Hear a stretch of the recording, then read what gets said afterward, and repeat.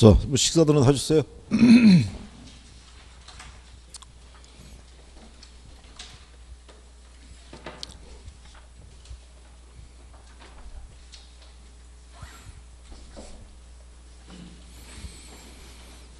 자, 지난번에 그 수혜량의 변화하고 수혜의 변화에 관한 유인에 대한 것까지 정리를 했어요. 그거는 기억하시겠어요? 곧 나오면은 문제 푸실 수 있겠어요? 지난번에 우리가 53페이지에 그 문제 4번 있잖아요. 수의 변화 요인과 수혜량의 변화 요인 옳게 묶인 거 구분하는 거 알려드렸잖아요.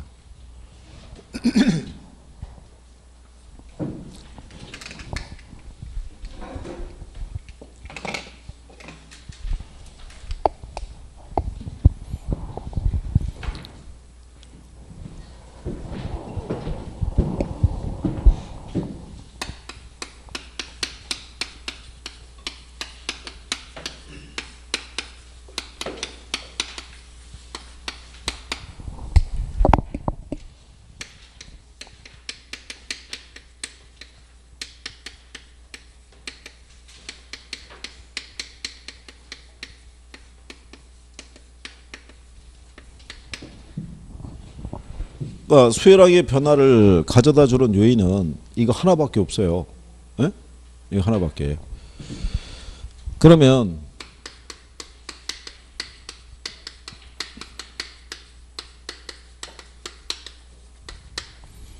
이 공급량의 변화를 가져다 주는 요인도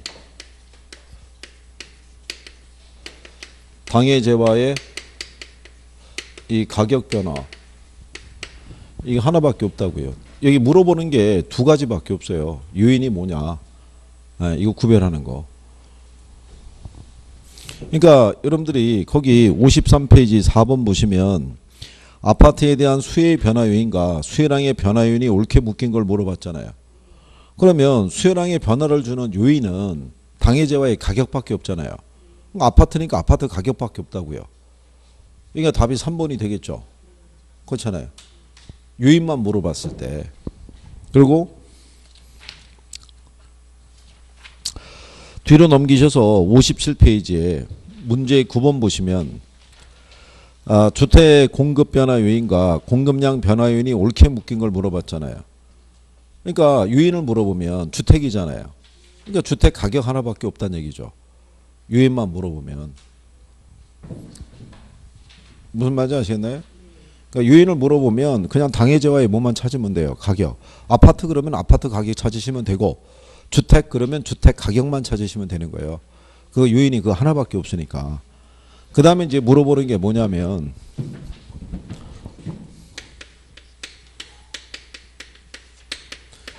얘가 변하면 이게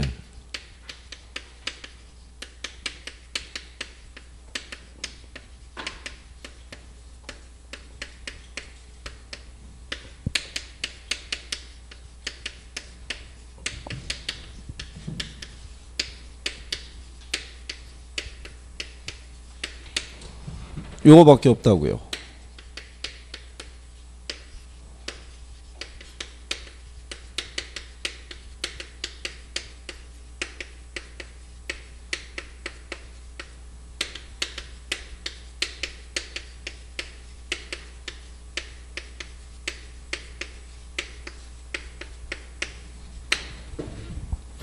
가격이 변해서 이제 수혜량이 변할 거 아니에요. 그죠? 그러니까 수혜량이 변하면 형태가 이렇게 수요 곡선이 있으면 이 선에서만 변한다고요. 뭐가 변했으니까? 가격이 변했으니까. 그러니까 원래 이 가격이었는데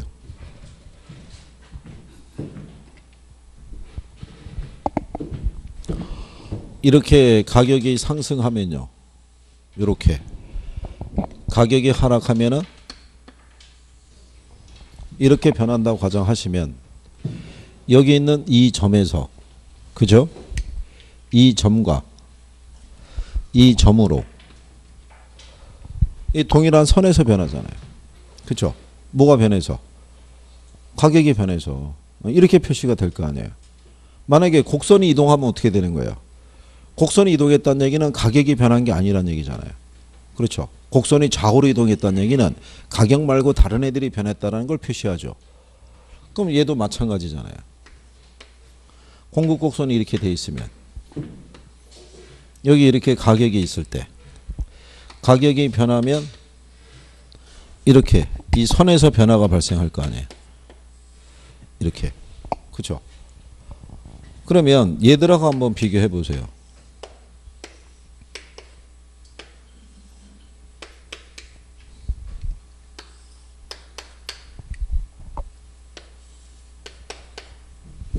이렇게 돼 있다 그러면 가격은 그대로잖아요. 그대로인데 얘가 좌우로 움직였잖아요. 그러면 가격 말고 다른 애들이 변했다는 것을 표시해 주잖아요. 그렇죠. 그러니까 이거를 가지고 문장상에서 여러분들이 구별할 수 있으시면 되죠. 몇 페이지 가보시냐면요. 53페이지 가시면 하단에 자 수요와 수요량에 관한 설명으로 틀린 것을 물어봤어요. 그죠? 5번 문제.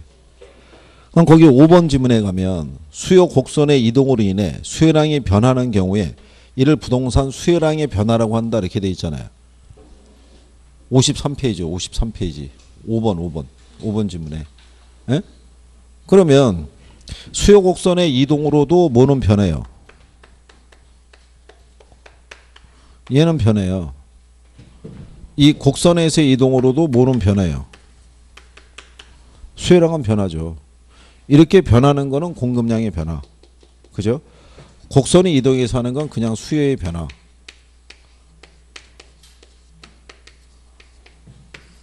요렇게. 그러면 가격이 변해서 변한 거는 무슨 변화라고 그러고요? 수요량의 변화. 거기 문장상에서 표현을 해주잖아요. 그죠? 수요 곡선으로 이동을 해서 수요량이 변했으면은 이거는 수요의 변화지 수요량의 변화가 아니잖아요. 곡선이 이동했다는 얘기는 가격이 움직인 게 아니잖아요. 좌우로 움직였다는 거는. 그러니까 여기서 물어보는 패턴이 요거 두 가지밖에 없어요. 요인이 뭐냐? 그 다음에 얘가 곡선이 이동했느냐? 곡선에서 이동으로 변한 것을 수요량의 변화를 하느냐? 수요의 변화를 하느냐? 그것만 물어보는 거예요. 두 가지만. 그 두 가지만 구별하면 이거는 나오면은 100% 맞출 수 있는 거죠. 특히 이렇게 요인을 물어보는 거는 그냥 맞추라고 주는 거죠. 그냥. 하나밖에 없으니까. 그렇겠죠? 자, 이게 점심 드시고 이게 들어와서 3시 한 10분 정도가 되면 일단 아무 생각이 없어요. 조금씩. 그렇잖아요. 조금 있으면 이제 그분이 찾아오기 시작하고 그렇잖아요. 갑자기 막 이상한 생각이 들고 왜 내가 여기 앉아 있지? 뭐 이런 생각이 있죠. 그래도 뭐 어떻게 하겠어요. 그죠? 예? 그러니까 정리는 해 두셔야 되잖아요. 그래서 이제 올해 제발 합격해서 떠나셔야 되잖아요. 그죠? 여기 오래 머물고 있어봐야 도움이 하나도 없잖아요. 그죠? 조금만 더 해주시고. 그죠?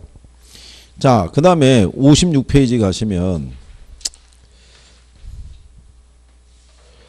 자, 거기 문제가 주어져 있을 때 6번하고 7번 있잖아요. 예. 이게 둘 다 기출인데 보시면 6번하고 7번이 있으면 6번이 쉬운 거예요. 7번이 조금 더 어려운 거고 항상 배열이 그렇다고 보시면 돼요. 왜냐하면 6번은 기역, 니은, 디귿, 리을, 미음을 주고 요 중에 올바른 거 고르라고 그랬잖아요. 그러니까 요거는 푸는 속도가 빠를 수가 있어요. 왜냐하면 일단 수요자의 실질소득 증가는 수요 증가를 유발하죠. 그렇잖아요. 그럼 기역은 일단 맞잖아요. 그럼 일단 기역이 들어가야 되는데 기역이 안 들어가 있는 2번하고 5번은 답이 아니잖아요. 예, 그러면 번호의 압축이 좀 빨라지거든요. 그렇죠? 그럼 거기서 보면 거래세가 인상이 되면 당연히 수요가 줄을 거 아니에요. 그럼 니은이 들어가 있는 3번도 아웃이죠. 그러면 1번하고 4번의 차이는 리을이잖아요. 리을. 그러면 가격 상승을 기대하게 되면 수요는 늘어요, 줄어요? 자, 수요자는 가격이 오를 거라고 예상이 되면 오르기 전에 사두는 게 유리하잖아요. 그렇죠? 그 순간에 걔가 답이라는 걸 알 수 있죠. 4번이. 리을이 들어가야 되니까. 리을이 안 들어간 애는 틀릴 거 아니에요. 1번은. 모두 고르라고 그랬잖아요. 문제가. 그렇겠죠? 그러면 여러분들이 연습을 해보셔야 되는 거죠.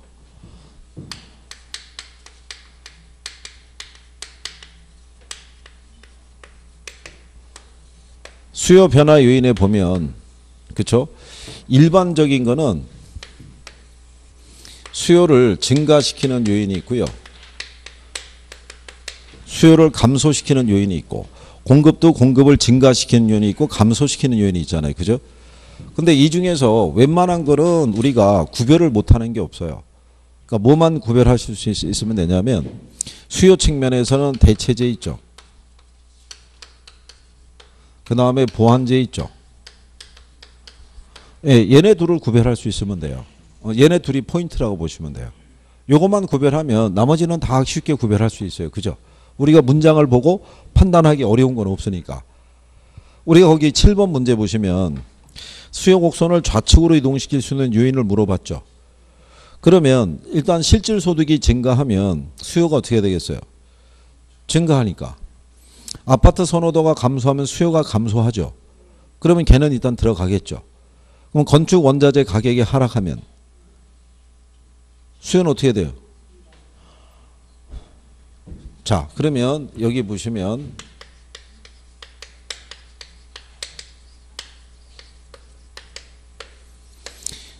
저희가 수업을 할 때 이 수요 변화 요인을 물어보잖아요. 수요 변화 요인을 물어보면 수요 측에서는 뭐가 제일 중요하다고 그랬어요? 여기서는 이게 제일 중요해요. 관련제의 가격 변화라고 그래서 대체제하고 뭐하고 보완제가 중요해요. 근데 공급 변화 요인에서는 뭐가 중요하다고 그랬어요? 공급 변화 요인에서는 이거 기술 수준하고 이 생산 요소 가격이 있죠. 이거 두 개가 중요하다고 그랬잖아요. 그죠? 그럼 여러분들이 거기 보면 건축 원자재 가격의 하락이라고 돼 있잖아요. 이거는 공급 측의 요인이지 수요 측의 요인이 아니겠죠. 그렇잖아요. 그러면 걔는 해당이 안 될 거 아니에요. 근데 이렇게 공급 측의 변화 요인을 수요 측의 요인에다가 하나 이렇게 쓱 끼워주는 거예요.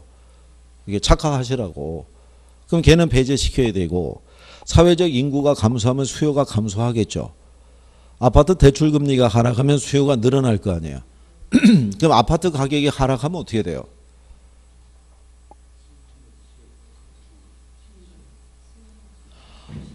거기서 또 휘말리시면 이게 구별이 확실히 또 안 된 거예요, 이게. 예? 아니 문제가 곡선이 이동하는 걸 물어봤는데 거기 가격을 물어봤잖아요. 가격이면은 이 선에서 움직이지 곡선이 왔다 갔다 하는 게 않잖아요. 그죠? 그러니까 조금 아까까지 이거 되신다고 그랬다가 일로 가서 이거 하면 이거 다시 안 된다고 그러면 우리는 갔다가 계속 도돌이표를 찍어야 되잖아요. 그죠? 그러면 이 수업이 언제 끝날지를 몰라요. 그죠?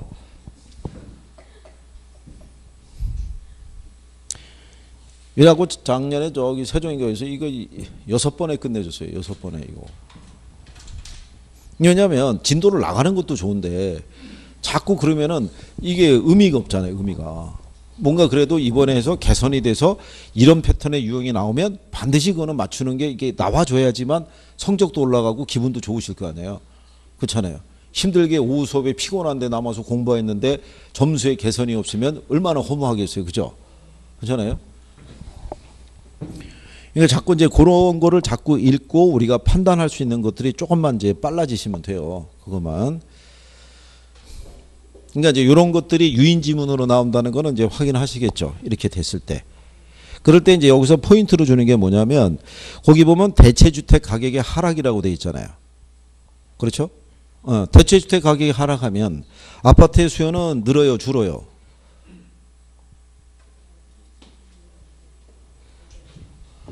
자, 그럼 여기서 보시면 우리가 지난번에 이렇게 해드린 거예요.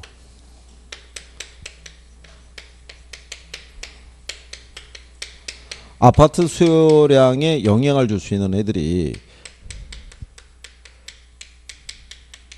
아파트 가격이 변하면 아파트 수요량이 변하겠죠.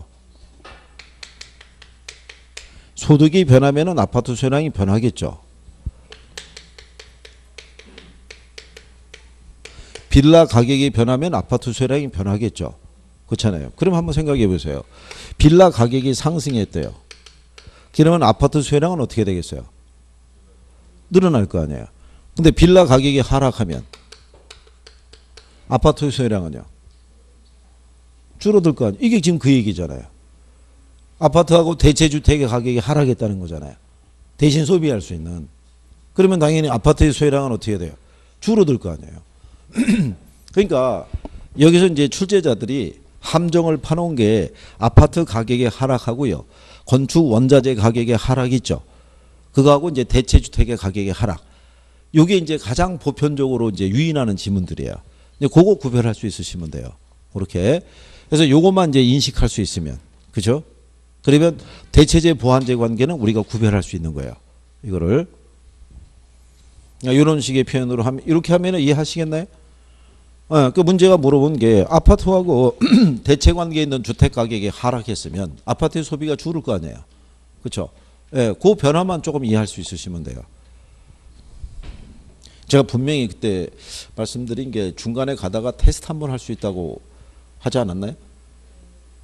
그렇죠? 그래서 이제 한번 지난주에 최천이 없었나? 이수호. 맞다. 나한테 하다 갔고. 이천이는 없었나? 그치? 없어가지고, 그래요.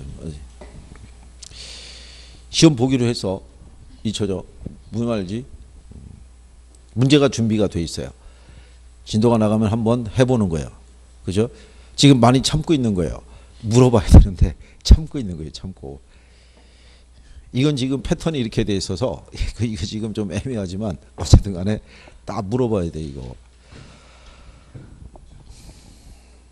자, 그러면 여러분들이 이거 가지고 이제 연습을 할 수 있는 부분이 있죠. 예? 예, 그런 게 이제 어디에 주어지냐면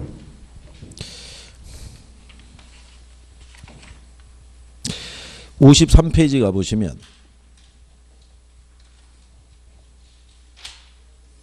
53페이지 가면 문제 4번 있죠. 4번. 자, 거기서 이제 보고 이게 또 이제 판단해 보시는 거예요. 자, 문제가 뭐냐면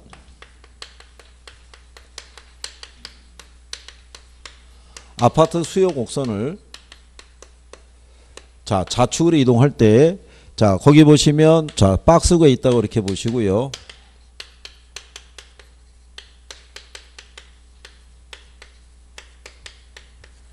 자, 이렇게 주어지고요.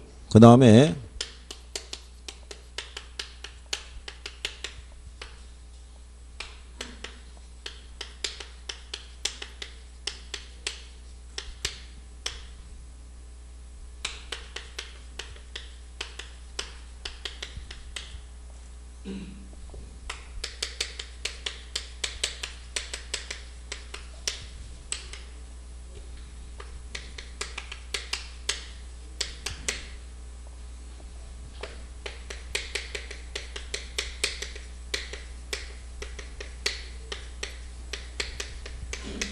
뭐 이런 거 준 다음에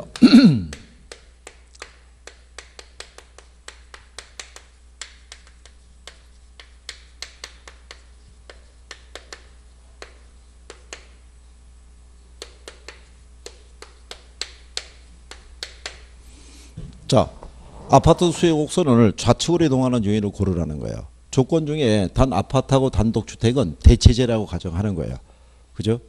그러면 자, 단독주택 가격이 하락했대요.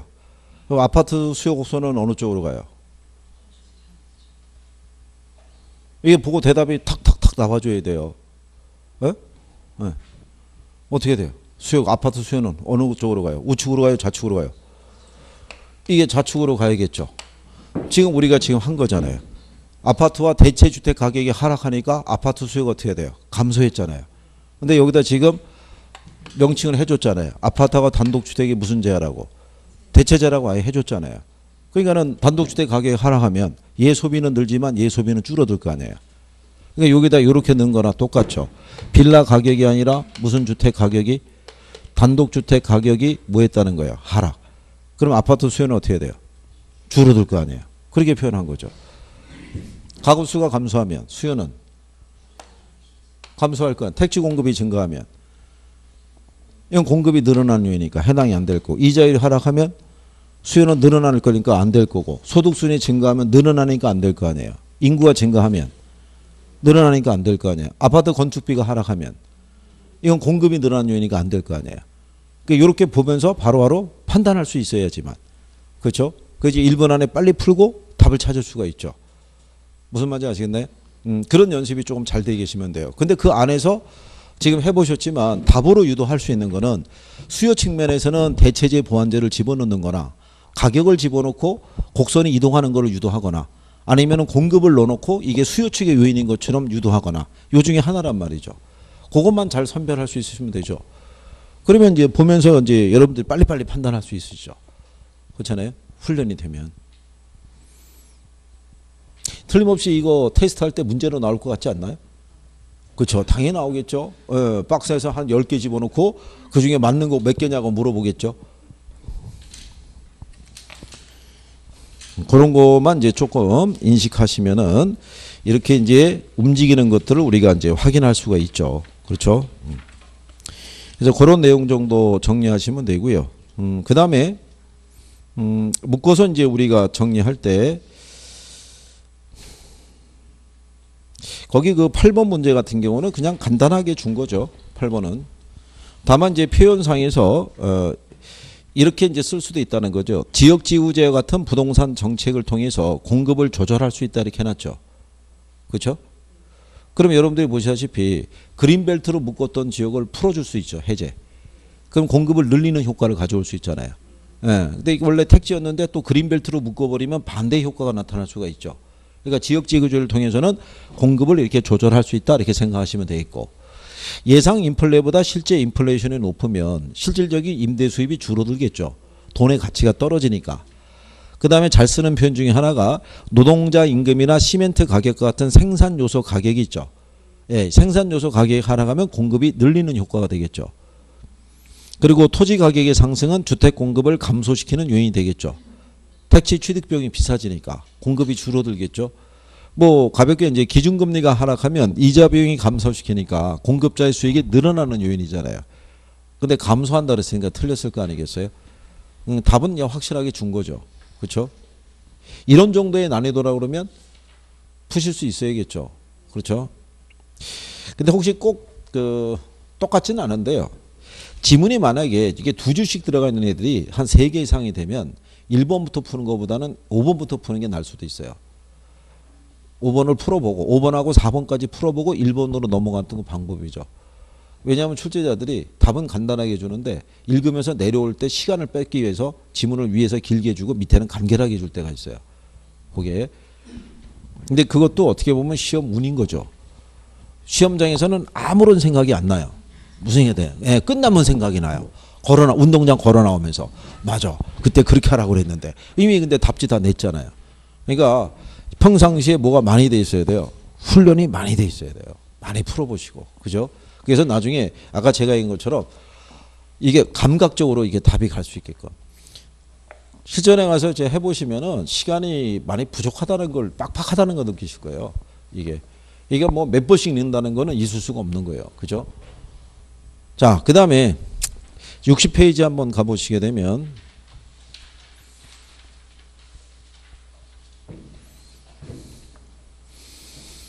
우리 이제 먼저 연습에 대한 측면에서 거기 11번 먼저 보시면 수요 및 공급에 관한 설명으로 틀린 거 물어봤죠.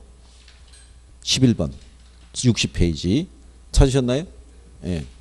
5번 지문에 가면 자 부동산 수요자의 소득이 변해서 동일 가격 수준에서 부동산 수요 곡선이 이동하였다면 이를 부동산 수요의 변화라 한다. 어때요?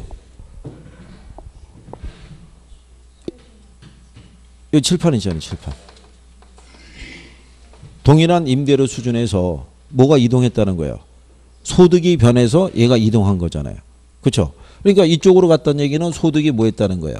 증가해서. 이쪽으로 갔다는 얘기는 소득이 감소해서. 이렇게 곡선이 이동한 거는 수요의 변화. 예. 가격이 변해서 이렇게 곡선에서 이동이 발생한 거는 수요량의 변화. 그렇죠? 그러니까 물어보는 패턴이 두 가지라고 그랬잖아요. 예, 그거 잘 인식하셔서 그런 유형의 문제가 나오면 반드시 맞추실 수가 있으셔야 돼요. 그렇겠죠? 예. 그 다음에 이제 위에 10번을 가시게 되면 자, 거기 수요 및 공급에 관한 설명으로 틀린 걸 물어봤을 때 1번에 가면 아파트와 단독주택의 관계가 대체제라고 가정할 때 아파트의 가격이 상승하면 단독주택의 수요가 증가하고 단독주택 가격은 상승한다. 맞는 표현이겠죠. 아파트의 가격이 상승하면 자, 이건 나중에 이제 대체제, 보완제 이거 구별해 드릴 때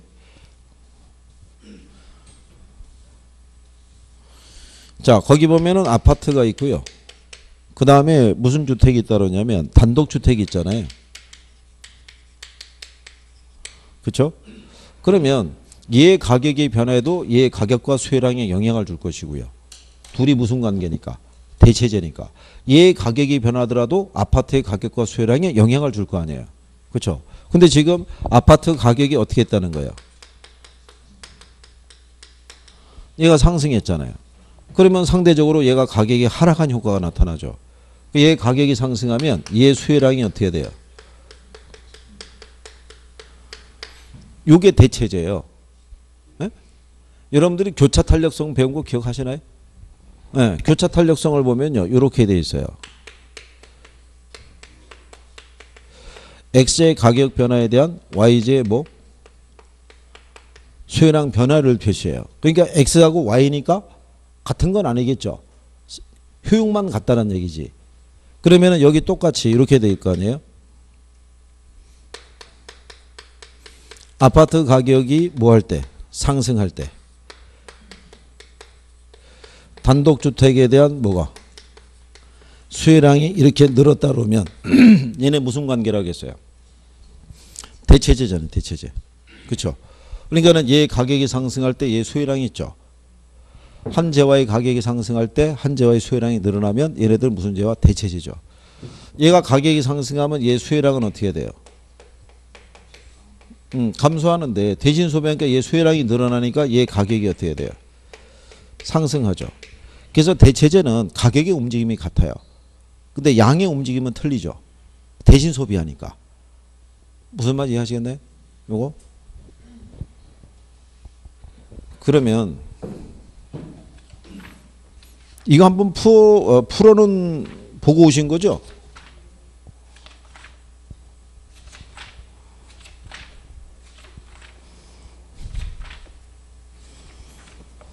자, 82페이지 가보세요. 82페이지.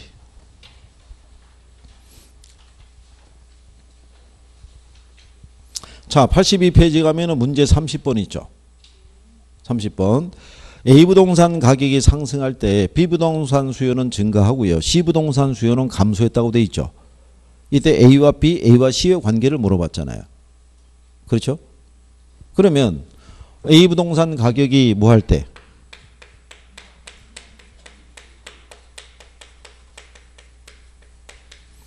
B부동산 수요가 어떻게 됐다는 거예요?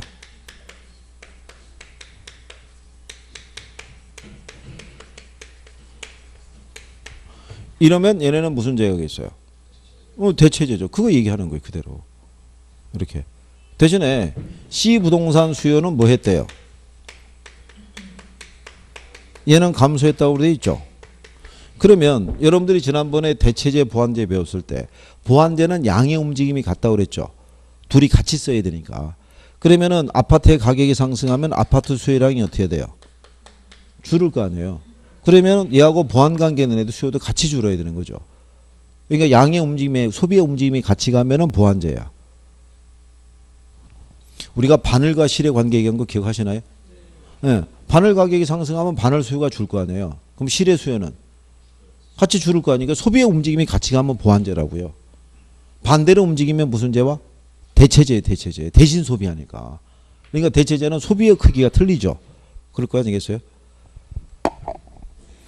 그러니까 요 관계를 반드시 구별할 수 있어야 돼요. 그래서 여기서는 이거 정확하게 구별할 수 있어야 돼요. 대체제하고 뭐하고? 보완제하고. 대체제라는 건 말 그대로 뭐예요? 대신 소비하는 제와. 보완제는 같이 소비하는 애. 그렇죠? 그러니까 대체제는 소비의 움직임이 서로 틀리죠. 대신 소비하니까. 그렇잖아요. 근데 보완제는 어떻게 해야 돼요? 같이 소비해야 되니까 소비의 움직임이 같죠. 늘어나면 같이 늘어나고 줄어들면 같이 줄어드는 거예요. 무슨 얘기인지 아시겠나요? 그거를 조금만 생각해서 자, 그러면 그 밑에 31번 문제 있죠. 31번. 자, 최근 부동산 시장에서 소형 아파트 임대료가 10% 상승함에 따라 소형 아파트의 임대 수요량은 5%가 줄었는데 오피스텔의 임대 수요는 7%가 늘어났다는 얘기죠. 그러면 소형 아파트하고 오피스텔은 서로 무슨 관계겠어요? 대체제일 거 아니에요. 소비의 움직임이 틀리잖아요. 그렇죠? 지금 아파트 임대료가 상승해서 임대료 수요는 줄었지만 임대료 수요량은 아파트의 수요량은 줄었지만 대신에 오피스텔 임대 수요는 늘었잖아요. 대신 소비하니까. 그 요 문장을 읽는 순간에 얘하고 소형 아파트하고 오피스텔은 서로 무슨 관계? 대체제라는 거를 우리가 판단할 수가 있어야 돼요. 그래서 내려가는 동시에 바로 계산이 돼야 되죠. 그러니까 가격 탄력성은 임대료가 10% 상승했는데 수요량이 5% 줄었잖아요. 그러니까 10분의 5니까 0.5가 되겠죠. 그래서 문제 수능 속도가 조금은 빨라질 수 있어야 된다는 얘기죠.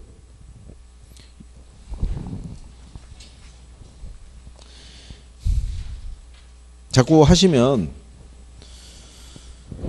조금씩 이게 이제 푸는 속도가 조금은 빨라질 수가 있는데 그게 이제 연습이 이제 조금만 더 되시면 그러면은 이제 좀 가능하다는 얘기죠. 그래서 어쨌든 간에 대체제하고 보완제의 관계는 반드시 정리를 해 두셔야 돼요. 그래서 본문의 그 10번 같은 경우에도 1번 지문 같은 경우를 가끔 써요. 그래서 이제 그런 정도를 여러분들이 정리할 수 있어야겠고요. 그리고 10번 문제 3번에 가면 주택 가격이 상승하면 주거용지의 공급이 감소한다고 그랬죠. 그렇죠? 그럼 걔가 틀렸잖아요. 그럼 여러분들이 생각하면 이렇잖아요. 공급법칙 기억하시죠? 가격과 공급량은 무슨 관계? 비례 관계. 가격이 상승하면 공급량은 어떻게 해야 돼요? 늘어야겠죠. 그러면 주거용지의 공급이 늘어날 거 아니에요. 공급을 늘려야 되니까. 무슨 말인지 아시겠네? 그래서 그게 잘못되어 있다 이런 얘기고요. 4번 지문 같은 경우는요. 이거는 그냥 유인 지문인데 완전 경쟁 시장에서의 공급량이 있죠. 한계 비용 곡선이 가격 곡선과 일치하는 지점에서 결정이 된다라고 되어 있잖아요. 완전 경쟁 시장에서의 균형 조건은요.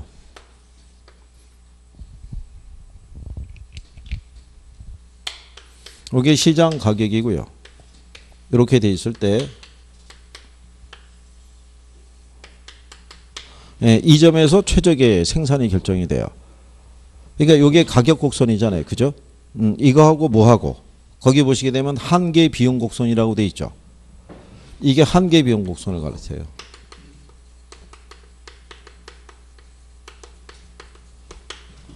얘하고 가격하고 만나는 점이 있죠. 요거는 평균 비용 곡선을 가리켜요. 그렇죠?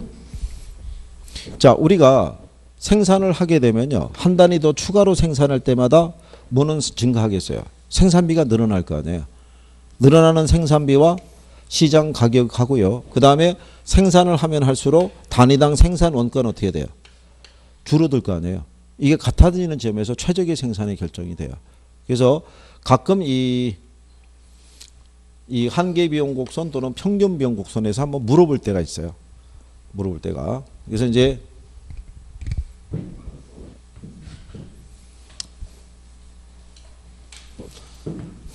지난번에 이거 얘기해 드렸죠. 이 평균 비용이라는 게 단위당 생산 원가라고 그랬죠. 이거 한번 시키면 또 많이 가겠는데요.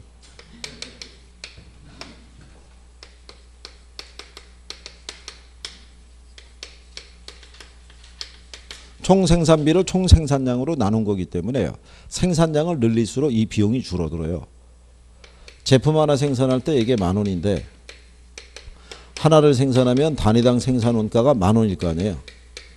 근데 얘를 갖다가 10,000원인데 몇 개 생산하면 10개 생산하면 1,000원일 거 아니에요.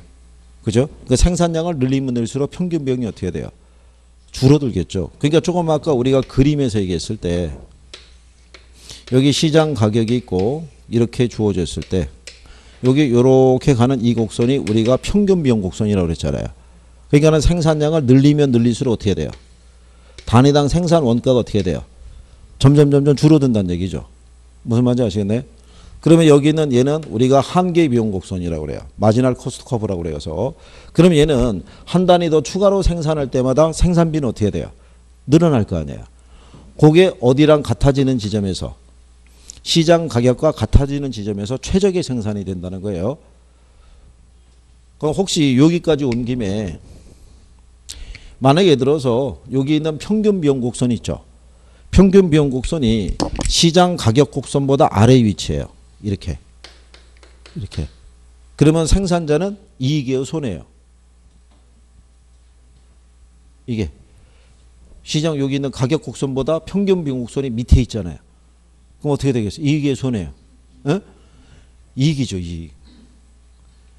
이게 여기는 시장 가격보다 생산비가 지금 싸게 맥힌다는 얘기잖아요. 무슨 말인지 아시겠나요? 근데 만약에 이 곡선이 위에 위치하고 있다면 시장 가격보다도 비용이 높잖아요. 예. 근데 비용이 증가했는데도 가격이 여전히 이 수준에 있으면은 공급자는 공급을 못 하죠. 그러니까 공급자가 공급을 늘린다는 얘기는 시장 가격이 요 비용을 감당할 수 있는 수준까지만 늘려주는 거죠. 더 이상은 늘려줄 수 있다 없다? 없다 이렇게 얘기를 해요. 여기까지 나오지는 않겠으나 어쨌든 뭐 그렇다는 얘기죠. 그래서 그냥 거기는 이제 그 정도로. 우리가 요거 4번 같은 경우는 그냥 참고하셔도 되는데 1번 지문 같은 경우는 반드시 구별해 주셔야 돼요. 예, 그래서 그 정도는 이제 정리하시면 되겠고. 그 다음에 이제 옆에 그 12번에 가보시면요. 거기 5번 지문에 이런 표현이 있죠. 주택의 공급 규모가 커지면 규모의 경제로 인해서 생산 단가가 낮아서 건설 비용을 절감할 수 있다는 것 있죠. 예, 그게 지금 설명한 거예요. 그 규모의 경제라는 게 평균 비용이 감소하는 거예요. 그러니까 생산을 늘릴수록 단위당 생산 원가가 줄어드는 거예요. 그러면 건설사 입장에서 보면 생산 단가가 낮아진 거잖아요. 그러니까 건설 비용을 그만큼 뭐 할 수 있다? 절감할 수 있다는 얘기죠. 그러니까 하나 생산하는 것보다는 10개 생산할 때가 10개 생산할 때보다는 100개 생산할 때가 단가가 점점점 싸진다는 얘기죠. 그렇죠? 예, 그 문장 표현을 얘기해 준 거예요. 그 다음에 4번 지문에 보면 공공임대주택의 공급은 주택시장에 정부가 개입하는 사례라고 할 수 있죠. 이게 직접 개입이에요? 간접 개입이에요?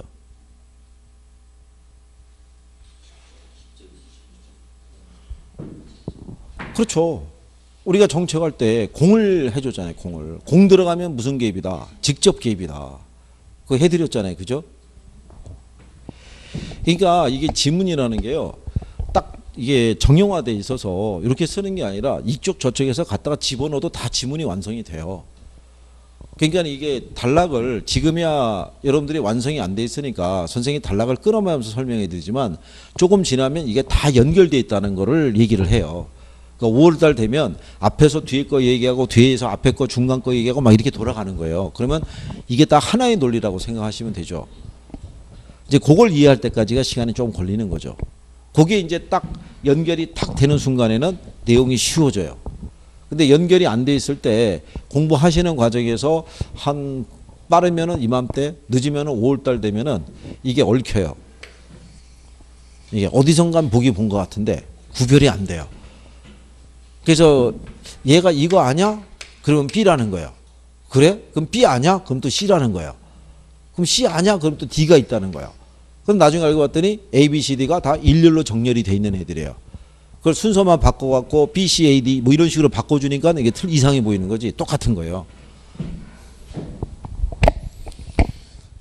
그 다음에 13번에 보시면 주택의 공급 곡선을 우측으로 이동시키는 요인 물어봤죠. 우측으로 이동시키는 요인.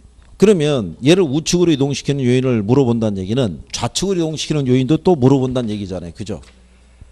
그냥 패턴이 그러니까요. 그러면 여기 보면 우측으로 이동시키는 요인이 아닌 걸 물어봤잖아요. 근데 이거는 상식적으로 건설업체 수가 증가하면 공급이 늘어나겠죠. 건설용 원자재 가격이 하락해도 늘어날 거 아니에요. 새로운 건설 기술의 개발에 따른 원가 절감도 공급을 늘리는 요인이죠.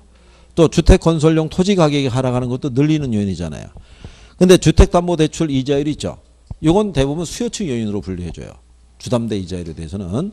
네, 그래서 이제 그거를 틀린 거로 이렇게 줬다는 얘기죠. 그래서 요거는 뭐 이렇게 어렵지 않게 할 수 있고요. 그리고 14번 같은 경우도 간단하게 이제 구별할 수는 있으시죠. 우리가 균형 배운 거 기억하시나요?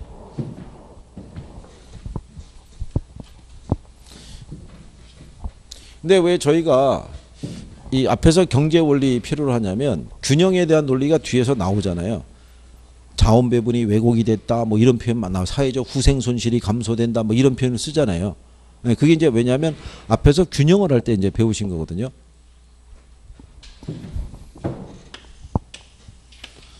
이렇게 시장 전체의 수요 곡선과 공급 곡선이 교차하는 게 균형이고 여기서 결정된 가격이 균형 가격, 균형 거래량이라고 그랬을 때요.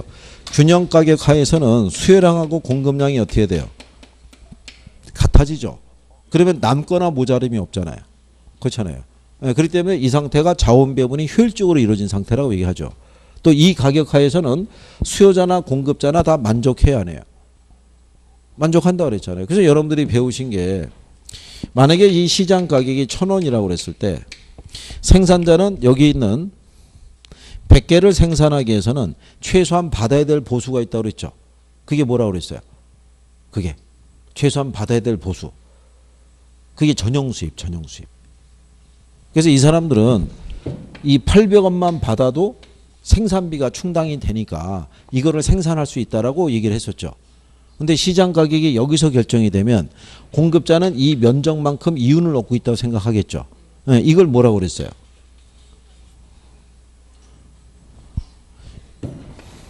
이거를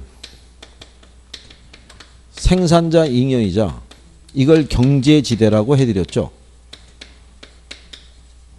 지대론 할 때 파레토 지대 이거 하면서 그죠? 그러면 수요자는 이 정도 가격까지는 지불할 의사가 있었는데 여기서 가격이 결정이 되면 소비자는 이만큼 이윤을 얻고 있다고 생각하겠죠. 이걸 우리가 소비자잉여라고 그래요. 요거 두 개를 합쳐서 이걸 사회적 총잉여라고 그래요. 이렇게. 그러면 사회에서는 이 크기만큼에 대한 뭐를 얻고 있다? 이윤을 얻고 있다고 생각할 거 아니에요. 그죠? 근데 아까 여러분들이 조세 배우셨죠? 조세. 조세를 우리가 만약에 공급자에게 조세를 부과하면 공급 곡선이 이렇게 상방 이동하죠. 그래서 조세 부과되는 게서 거래량이 어떻게 돼요? 이게 줄어들 거 아니에요.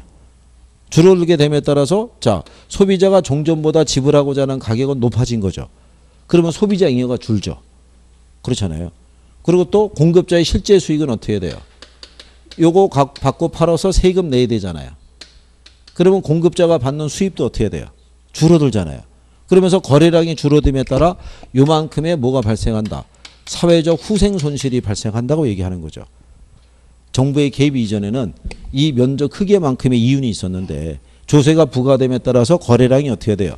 줄어들고 거기에 따른 사회적 총잉여가 줄어들잖아요. 그래서 사회적 후생 손실이 발생한다고 얘기를 해요. 용어상에서. 그래서 그거는 조세 부과로도 발생할 수가 있고요. 임대료 규제라든가 가격 통제를 통해서도 발생할 수 있죠. 가격을 통제하게 되면 공급량이 줄잖아요. 아까 이렇게 해보신 거죠. 이 수준이었는데 정부가 이렇게 통제하죠. 이거 이상 받으면 안 된다고. 그러면 뭐는 늘어나요? 수혜량은. 근데 뭐는 줄어들어요? 공급량은 줄어들잖아요. 그럼 실제 시장에서는 요거 갖고 거래하죠.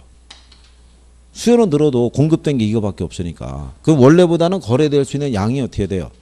줄어들잖아요. 줄어들잖아요. 그런 변화가 유발이 되죠. 자, 어쨌든 뭐 거기까지 뭐 간 김에 한번 얘기해 보신 거고요. 그래서 거기 나와 있는 내용에서요. 그 14번에 보면 균형 임대료하고 균형 거래량 물어봤죠. 그러면 균형 임대료 하에서는 뭐하고 뭐가 같아요? 수요량하고 공급량이 같아져야 되잖아요. 두 개의 수치가 같은 거 찾으시면 되죠. 그럼 수요량 80, 공급량 80. 그러면 임대료가 얼마예요? 6만 원. 그러니까 아주 쉽게 준 거잖아요. 그냥 그거 찾아가서 맞추라고.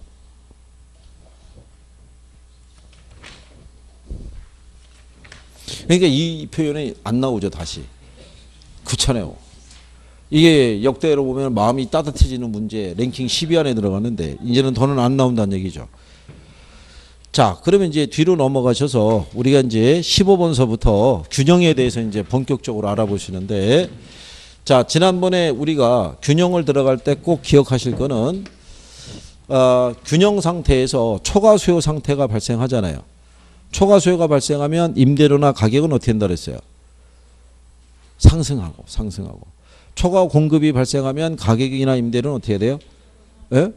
이게 초과 수요가 발생하면 상승, 초과 공급이 발생하면 가격이나 임대료는 하락. 그거는 항상 여기 판단할 때 기초가 된다고 얘기했어요. 그죠? 그러면 일단 먼저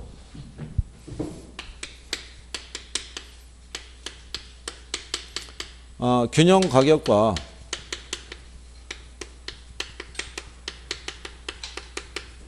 이 균형량 계산하는 거 우리가 지난번에 해봤었죠? 기억하시나요? 자, 거기 문제 먼저 18번에 있는 거는 안 하셔도 된다고 그랬죠? 이거 푸는 요령 알려줬죠? 18번에. 어떤 부동산에 대한 시장 수요 함수가 100-4QD가 주어져 있을 때 이 시장의 수요자는 모두 동일한 개별 수요 함수를 갖는다. 이 시장의 수요자의 수가 2배로 된다면 새로운 시장 수요 함수는 이렇게 돼 있잖아요. 새로운 시장 수요량은 QM으로 표기하며 이렇게 돼 있잖아요.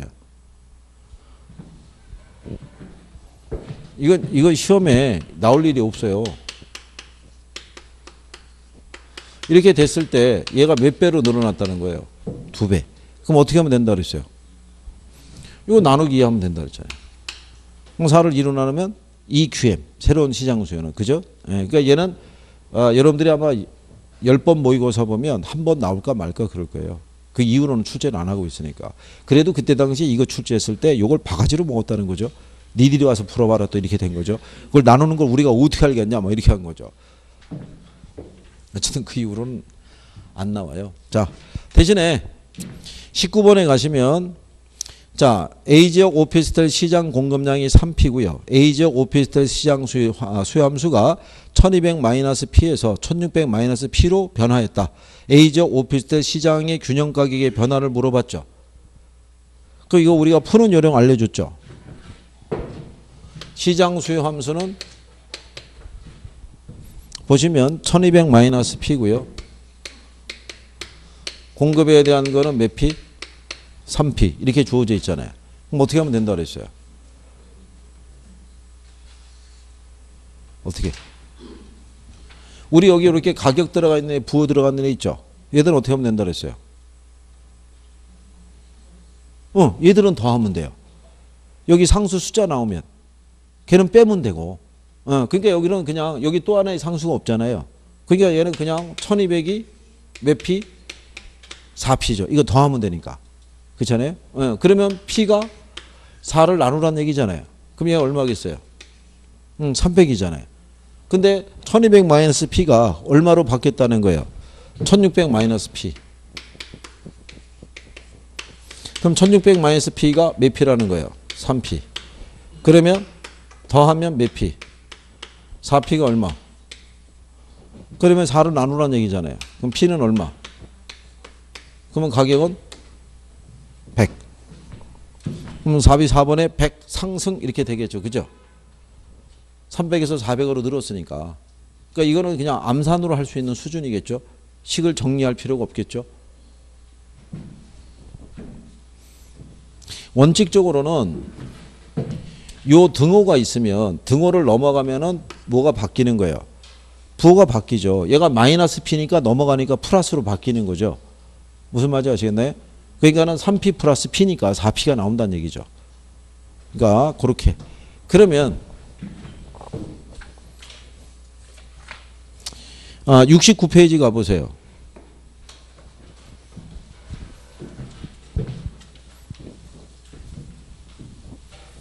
69페이지 갔더니요. 20번 문제 있죠. 예. 거기 봤더니 수요 및 공급 함수가 각각 900-P, 공급은 얼마? 2P 이렇게 줬잖아요. 그죠? 근데 소득 증가로 1200-P로 변했을 때 69페이지죠. 69페이지. 그러면 이 조건이면은 어떻게 하면 돼요? 또 똑같은 거잖아요. 그러면 어떻게 돼요? 3P가 900이죠. 그럼 P는 얼마? 300. 그러면 양은 어떻게 돼요?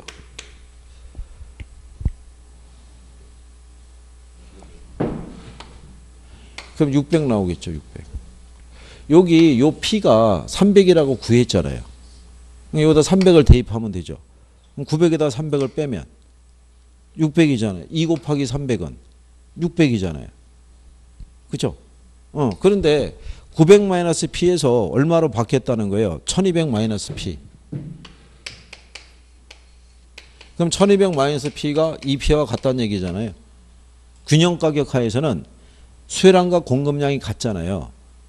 그러니까 무슨 얘기냐면 여기서 요 균형량이 있잖아요. 그러니까 예를 들어서 수혜량하고 뭐를 구하려고 그러면 공급량을 구하려고 그러면 먼저 균형 가격을 구해야겠죠. 이 가격에 의해서 수혜량과 공급량이 결정이 되니까요. 예, 그러니까 여기서 이렇게 주어져 있으면 자 똑같을 거 아니겠어요? 원래 마이너스 P잖아요. 넘어가면 뭐로 바뀌어요? 플러스로. 그러니까 그냥 이때는 우리 그냥 부호는 더하라고 얘기한 거죠. 그러니까 얘가 몇 P가 되겠어요? 3P가 그러면 얼마? 1200. 그러면 요걸 3으로 나누란 얘기잖아요. 그럼 얘가 얼마겠어요? 그러면 이 가격이 400이라고 구해졌잖아요. 그럼 1200에서 400을 빼면 얘 800 나올 거 아니에요. 그럼 수혜량이 800이면 공급량도 800이 되잖아요. 그럼 2 곱하기 400이라는 논리잖아요. 그럼 얘도 얼마겠어요? 그럼 얘는 800이잖아요. 양은. 그러면 가격은 300에서 얼마로? 400. 양은 600에서 얼마로? 800. 그래서 1번이 답이겠죠. 균형 가격은 300만 원에서 400만 원으로. 균형 거래량은 600에서 얼마로? 800으로. 그러니까 이거 조금 해보시면은 이게 암산이라는 걸 알 수 있죠. 지금 말이죠. 출제자가 여기 보시면은 여기 1200 있죠. 여기도 얼마 있어요? 여기 1200 있잖아요. 그죠? 근데 그 밑에 가면 21번 문제 있죠. 이거 작년 문제거든요. 작년에 보면 거기 자 아파트 수요 함수가 얼마래요? 900 마이너스 얼마? P. 공급에 대한 거는 얼마? 2P 이렇게 돼 있잖아요. 그렇죠? 그럼 여기 이번에 또 900을 집어넣어 준 거잖아요. 그냥 비슷한 수치 갖고 이렇게 돌려주는 거예요. 그냥 암산으로 하시라고. 자, 900 마이너스 P였는데 얘가 그 다음 기는 1500 마이너스 P로 바뀐 거잖아요. 그렇죠? 그러면 여기서 균형 가격과 균형 거래량의 변화를 물어봤잖아요. 그럼 먼저 얘부터 봐야겠죠. 그럼 똑같이 이렇게 주어지면 수요 함수가 900 마이너스 P고 공급 함수가 2P잖아요. 그러면 균형 가격 하에서는 수요량과 공급량이 같죠. 그럼 이상 똑같이 P를 넘기면은 얘가 몇 P? 그럼 3P가 900이잖아요. 그럼 얘하고 지금 똑같잖아요. 그죠? 앞에서 출제했던 거. 그러면 P가 얼마겠어요? 네, P가 300이면 우리는 얘가 이제 알았잖아요. 얘가 얼마라고? 300이라고. 그럼 900에서 300을 빼면 600이잖아요. 그럼 수혜량이 600이라는 건 공급량도 600이 돼야 되죠. 2 곱하기 300 하면 600이죠. 그러면 얘가 얼마겠어요? 600. 그런데 수요 함수가 얼마로 바뀌었대요? 1500 마이너스 P로 바뀌었고 공급 함수는 그대로 2P를 줬잖아요. 수요만 변했다는 거죠. 그러면 똑같이 더하면 몇 P예요? 3P. 그럼 3P가 얼마라는 거예요? 그러면 이 1500을 3으로 나누라는 얘기거든요. 그러면 얼마겠어요? 그럼 500을 구했으니까 여기다 500이 이제 들어가면 되죠. 1500에서 500을 빼면 1000일 거 아니에요. 그럼 수혜량이 1000이면 얘도 1000이죠. 2 곱하기 500 하면 1000. 그럼 가격은 원래 300에서 500으로 상승했으니까 가격은 200이 늘었겠죠. 그럼 양은 600에서 1000이니까 얼마? 400. 네, 그래서 거기 보면 답이 2번이겠죠. 200 상승 400 증가 이렇게. 그러니까 이거 균형 가격 계산하는 거는요. 1분 안에 풀게끔 배열을 해서 주는 거예요. 그냥. 이렇게 해야지만 계산기도 쓰지 않고 암산으로 할 수 있는 거잖아요. 지금은 제가 과정을 도출하기 위해서 이렇게 쓰지만 여러분들이 나중에 숙달이 되면 요거 가지고 바로 대입해서 계산이 나온다고요. 암산으로. 응? 그리고 이 정도 난이도 이상도 안 주잖아요. 이거 풀 수 있다는 거죠. 근데 힘드신가요? 만약에 힘들면 손가락을 이렇게 흔들어 보세요. 나중에 연습도 해야 되니까. 뭔가 또 해봐야 되지. 아니 뭐라도 확실하게 정리되는 건 있어야지. 뭐 남는 게 있어야죠. 안 그러면 우리가 이 시간에 여기 왜 있겠어요, 그죠? 저희도 차라리 쉬는 게 난데 그렇지 않겠어요? 자, 그래서 균형 가격과 균형 거래량 하는 건 이제 해봤어요. 그래서 여기서 물어보는 포인트는 이거예요. 이거 계산하는 게 하나 있고요. 균형의 이동을 물어보는 게 있죠. 공급은 불변인데 수요가 증가했거나 감소했거나, 그죠? 아니면 수요가 공급이 동시에 변하거나, 그죠? 그 패턴은 이제 또 정리가 되면 여기는 또 끝나는 거예요. 그러면 이제 여기서는 문제가 나면 우리가 또 100% 맞출 수 있어요. 그래서 거기를 정복을 하고 탄력성에 대한 또 몇 가지 개념을 잘 정리하면 경제에서 나오면 웬만한 건 다 맞출 수 있는 거예요. 경제에서. 그리고 이제 뒤로 넘어가서 자꾸 그런 식으로 계산하시게 되면 모의고사 보면 웬만하면 기본 이상 점수가 나올 거예요. 자, 일단 여기 하셨고 잠깐 쉬었다가 15번서부터 또 해보시죠. 64페이지 잠깐 쉬었다가